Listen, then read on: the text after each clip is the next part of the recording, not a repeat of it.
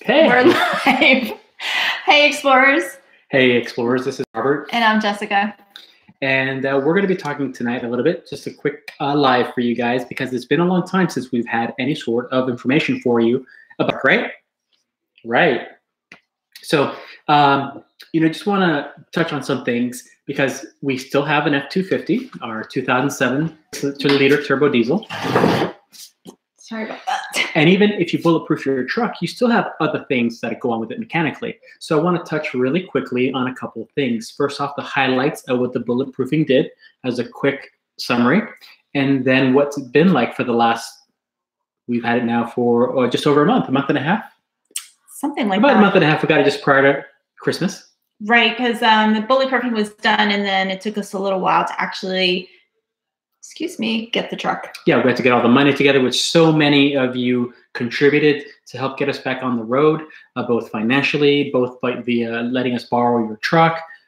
People actually moved our travel trailer for us from one campground to another. And those are things that we are forever thankful. And I'm always thinking about how good people are, and it's proof every day. How people in the RV community help each other out. And it was such a wonderful way of things. And the way people reached out to us and helped us out. So real quick, what was involved? What broke the truck? Well, the main failure point that will ground your F-250 6-liter F-250 turbo diesel are the head gaskets. The head gaskets in our case had failed. The truck had been performing strongly. I mean, it could still pull just as strong as always. But over the period of the summer, it had been getting into overheating. It wasn't cooling efficiently. That's one problem that it had that we repaired. And then finally, when we were leaving Wellington in October, we had diesel in the coolant. First off, the coolant bottle needed to be replaced. We replaced it. And apparently there had been so much pressure building in the system that we blew the head gasket finally fully, and it contaminated the coolant. There was coolant in the diesel engine. There was fuel in the coolant. Big hot mess. So that required us having the truck, what's called, generally speaking, bulletproofed. So this involved taking it to a shop, and some friends of ours helped get us towed to the shop in Amarillo. The TP Automotive was the closest diesel shop recommended by the mayor of Wellington, who actually runs an automotive repair shop in Wellington. And this is, I guess I'm going to be doing most of the talking here. Maybe I will interject as. Please, feel free to hit me or push me or punch. So what they did was they took the entire front cab off the truck. This is basically, you're sitting inside your truck, you got your passengers, all that, the front of the truck all comes off of the frame. That way they can get at it easier. They removed the heads. They went all the way down to the block. They pulled everything off the top of the engine. And then they replaced the head gaskets. They put on new heads. They put on a new oil cooler, because that's another thing with the F-250. The oil coolers over time have been known to clog, which will cause you to overheat and rupture. And then again, you have a messed up engine that you have to spend a lot of money to fix. So on top of that, they finally put additionally a coolant filter to prevent any coolant debris, any mineralization. I think that's the wrong word. What's it called when something comes out of solution? Precipitate. Yeah, if there's any precipitate out of the coolant over time, the filter will catch it and it won't clog up the cooler. So those are the big things that they did for us: new head gaskets, new oil filter, new heads, coolant filter. These things for the overall life and strength of the truck. So we got the truck just before Christmas. No, Christmas Day. He pulls in. Christmas Day. It was a glorious thing. Like, he had been driving all night, all the stuff, and I had been in and out of sleep, and I had already been imagining like what this moment was going to be like, and it was exactly like that. Like, I heard him pull up, I heard the diesel, and I woke up to the sound of that, and I ran out. I really did, and I hugged the truck. She was an angel. I hugged the truck and it was like, yay. And then of course I hugged Robert, and it was fantastic. Christmas Day. Yeah, all thanks to you guys. Yeah. We come on here to YouTube and we discuss the RV living, the little things, and this was a huge thing in our RV lives. Everything that y'all have done for us. Yeah, having the RV community really just show up and help us. Like I don't even know if we would have had the truck still if it had been us we put money in as well, but the line share came from y'all. Yeah, we were able to do it in like 2 months. Yeah, 2 months. I was projecting this was going to take us 5 months. 2 months to get $8,000. Like that's amazing. We just don't have that money lying around. No. At this point in our lives, anyway. Right. So that was amazing, and we had friends also that don't RV. Also that contributed that don't RV, but it was amazing. The bulk of it was RVers that you guys just showed up. Yeah, again, so thankful and so grateful to you all. Are comments on? Are people commenting? If you guys are on, go ahead and comment. Chat should be on. So okay, I put my glasses on. Good deal. We don't have any comments. We can actually clear that out if we need to now. Okay. Sorry, we had another screen open here with some notes, and I don't think we're gonna need. All right, so you pulled in on Christmas Day. Yes. So pulled in from Amarillo, and then about 3 weeks later, actually no, about a week later, my company missed payroll. Wow. So since we had put all this money into getting the truck repaired, we actually had to go to a campground that we were members of. That was a 100-mile drive commute for the next 2 weeks to work, and on a 6-liter turbo diesel, that's a lot of diesel. So I was commuting back and forth to work. And then finally, about 16 days after that missed payroll, the company finally went out of business. Yes, but we should tell them about how the truck actually ran after the Bulletproof. That's what I'm going to say. So, because during this time period, the truck has been performing fabulously. You were setting the stage. I was setting the stage. So in all this time, I'm commuting 100 miles a day. If you're commuting 100 miles a day, you're going to bring problems out in your truck. But it was doing perfectly, Can I just say, it was like when we got it back and we went for that first drive, I was like, oh my gosh, is this what the truck is supposed to feel like? Like, I don't think it had ever felt like that. There was always something kind of like, oh, well, I guess that's. Well, it's fine. It's still a utilitarian 11-year-old truck. So it's not like smooth like butter, but it's as smooth. It was as smooth and as buttery as an old diesel can get. It was magnificent. Yeah, let me tell you, if you have a newer diesel, whether it's a Duramax, a Ram, or a Ford product, you're in a luxury car compared to even turbo diesel. As much as we love our truck, as much as it pulls like nobody's business, it is driving that truck. At the end of a trip, you are exhausted, whether or not you're pulling a travel trailer or just going or. You're gonna be like, oh God, I parked this thing. Thank God again. But so we found out. Yes. So last week, everything's awesome. I'm driving home. We're in Florida now, and I'm on 429. Hence the atmospheric. Your hair's fantastic. Here. Oh, and hi, Ralph from Massachusetts, and to Downwa, and Islander son. Let's see what stage. Islander son, baby. Islander son. What did I say? Islander. I'm sorry. It's today has been the day. What stage bulletproof did you get done? Do you know what that means? Well, so bulletproofing, there's different things, but I'm not going to talk about stage because we did not take it to Bulletproof Diesel in Arizona. We used a Bulletproof Diesel approved, a shop that is authorized to sell and install Bulletproof Diesel parts from Bulletproof Diesel.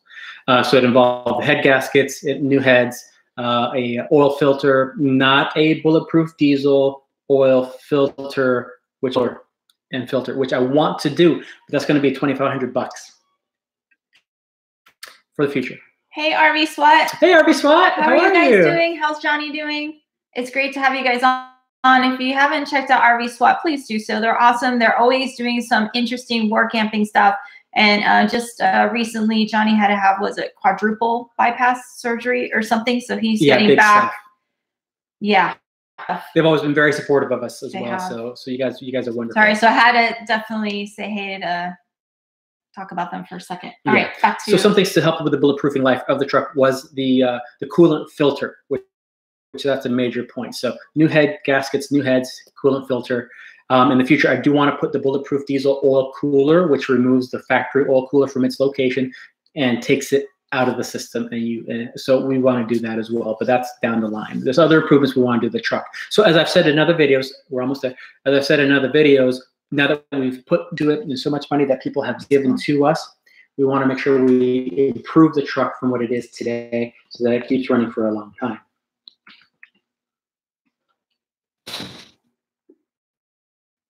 Keep talking. Okay, sorry. So last week I was coming home on the 429. I exited in a Popka onto 441. I stopped the diesel.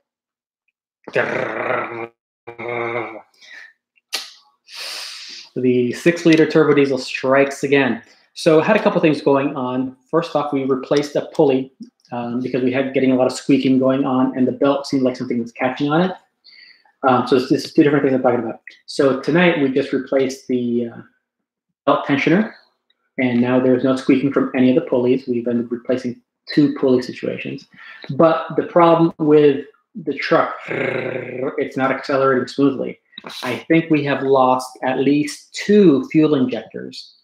One of the things I was able to do tonight was whenever we crank up the truck, the vacuum pump that drives the air conditioner baffles in the 4-wheel drive system was making a lot of noise because it's leaking. So I unplugged that and I put it to the ignition, and with an F-250 6-liter, every time you go to start the truck before you actually crank it, it excites all the fuel injectors. And so you get a very fast sound. Well, I repeated this several times, and I was not getting that very fast, constant staccato. I was getting a weak, odd, lumpy staccato. It was missing some of the ta in the staccato. So instead of a, it was like, so the fuel injectors are not being actuated properly.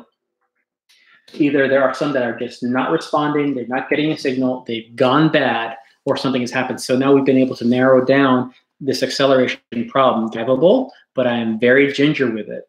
I need to get to work for the next week or so. I'm going to be contacting a Ford diesel specialist here in the Orlando area. I'm going to call them. I'm going to call the folks in Amarillo who fixed our truck in the first place and have them give me an idea of what they think it might be. With the Ford F-250 6-liter, since it is such a unique child, there are things that you don't get on other diesels that you have to deal with this truck. It could be the fuel ignition control module, because 12 volts isn't good enough for this truck. It takes the 12 volts and makes it 48 volts. And the fuel injectors are also very much as if they're not perfect, you have a problem. So we're going to be troubleshooting that, getting an idea of how much that's going to cost, and getting that repaired. Because again, like I said before, the great support y'all have put it for us, getting us back on the road. Compared to head gaskets, I can deal with this problem, right? Yes, indeed. It was really like a shock though, because we're like, wait, we just fixed. Yeah. And it was so wonderful. Yeah, and this is not a bulletproofing issue. This is a fuel injector issue. I think new fuel injectors from Ford are very expensive, and even rebuilt ones are still in the $250 to $300 per fuel injector. Maybe it's a glow plug issue. Maybe it's a wiring issue. That would be wonderful. Yeah. But for now, we're going to see what it is. FB was saying injectors firing out of sequence. Is that what? It could be that. We just don't know. All we know is that it was working properly. And then all of a sudden, I hit the diesel hard and no performance. The performance is gone. Its acceleration is down. The turbo boost really saves me when I'm accelerating, so I can keep up with traffic without too much of a hassle. So don't know. We're going to find that out, and we're definitely going to have an update there. But are we working on a video for this Wednesday? We are. Yep, we have footage. There's going to probably be a part 1 and part 2. The part 1 will be just what we filmed tonight. Oh yes, what happened tonight? All kinds of things. Do we want to talk about it? What Not too much. We don't want to give too much. We were going to only be on for probably an additional 30 seconds or so. But O-rings feature prominently in tonight. They're very, very important, not just to trucks. Anyway, so we'll have some changing some parts out and things. We just were not able to.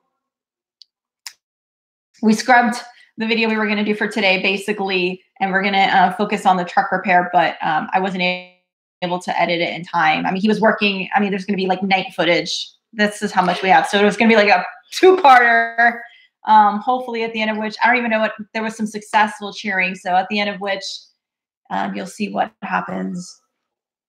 It involved belts and dragons. And fluids. Fluids. I just, before we're going to wrap up very quickly, Brian was saying it sounds like the FICM. I don't know what that is. FICM. Yeah. Oh, it's a FICM. I'm so sorry. The fuel injection control module. Yeah. I am a creative person / scientist, not a mechanical. All right. What else? The vacuum tube junkie. Hello, folks. Great channel. Been learning from you both. Been wanting to go full-time to have cold feet. Oh my gosh. Even when you do the day you pull away, you will be like, what am I doing? But it's been wonderful. Thank you for joining us. Our families don't always agree. Oh my gosh, I know. All right. Oh, Linda, you're just tuning in. Linda, I'm saying, oh, Linda, like because she's on our email list and she follows us everywhere, basically. So that's why I'm like, hey, Linda. Yeah, we're just wrapping up the episode. Yeah, so we're at 16 minutes. Yeah, we're gonna. So we're working. Yeah, so again, we're on Wednesday. We're hoping to release a video of some of the work I was doing on the truck tonight. It involves belts, dragons, hot liquid. Yes, and just to give you guys before, as we wrap up, we are working really hard to be consistent with our video posting. I'm doing Mondays at 9 o'clock and Wednesdays at 9 o'clock.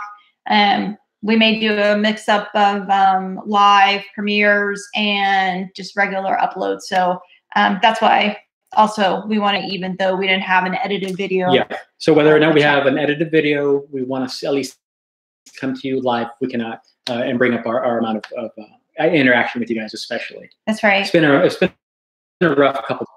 It has. The sun in Florida has helped. Yes.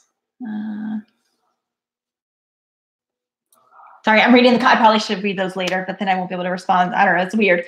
Anyway, so thank you so much for joining us on what happened today. And will you be, here's the question we all want to know.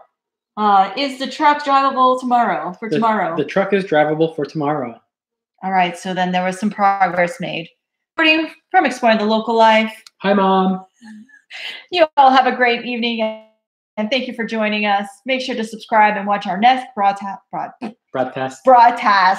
on Wednesday at 9. You guys have a great night. Good night. Bye. End stream.